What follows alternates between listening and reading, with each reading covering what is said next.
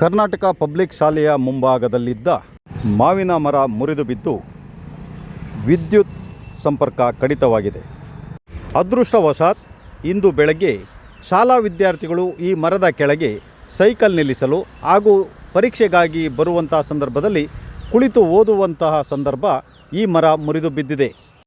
ಮುರಿದು ಬೀಳುತ್ತಿರುವ ಶಬ್ದಕ್ಕೆ ಹೆದರಿ ಓಡಿದ ವಿದ್ಯಾರ್ಥಿಗಳು.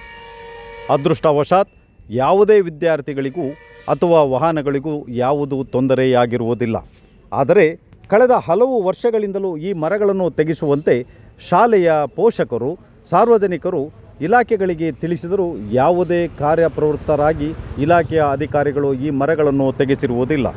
ಪ್ರತಿ ವರ್ಷವೂ ಸಹ ಈ ಮರದ ರೆಂಬೆಗಳು ರಸ್ತೆಗೆ ಬೀಳುವುದು ಅಥವಾ ಗೋಡೆಗೆ ಬೀಳುವಂಥದ್ದು ನಡೆಯುತ್ತಲೇ ಇದೆ.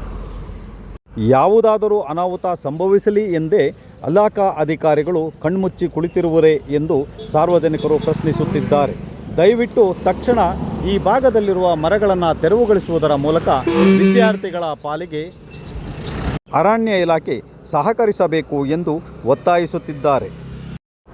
ಕರ್ನಾಟಕ ಪಬ್ಲಿಕ್ ಶಾಲೆಯ ಪಕ್ಕದಲ್ಲಿರುವ ವಿದ್ಯುತ್ ಇಲಾಖೆಯ ಅಧಿಕಾರಿಗಳು ತಕ್ಷಣ ಸ್ಥಳಕ್ಕೆ ಆಗಮಿಸಿ ತಮ್ಮ ಇಲಾಖೆಗೆ ಸಂಬಂಧಿಸಿದ ಕಾರ್ಯದಲ್ಲಿ ಕಾರ್ಯಪ್ರವೃತ್ತರಾಗಿರುವುದನ್ನು ನಾವು ನೋಡಬಹುದು. ಅದೇನೇ ಇರಲಿ, ಒಟ್ಟಾರೆಯಾಗಿ ಈ 2 ಮರಗಳನ್ನು ತೆಗೆಯದಿದ್ದರೆ ಮುಂದಿನ ದಿನಗಳಲ್ಲಿ ಹೆಚ್ಚಿನ ಸಮಸ್ಯೆಗಳು ಉದ್ಭವಿಸುವುದರಲ್ಲಿ ಸಂಶಯವಿಲ್ಲ. ತಕ್ಷಣ ಅರಣ್ಯ ಇಲಾಖೆ ಈ ಮರಗಳನ್ನು ಕಡಿದು ಯಾವುದೇ ತೊಂದರೆ ಆಗದಂತೆ ನೋಡಿಕೊಳ್ಳಬೇಕಾಗಿದೆ.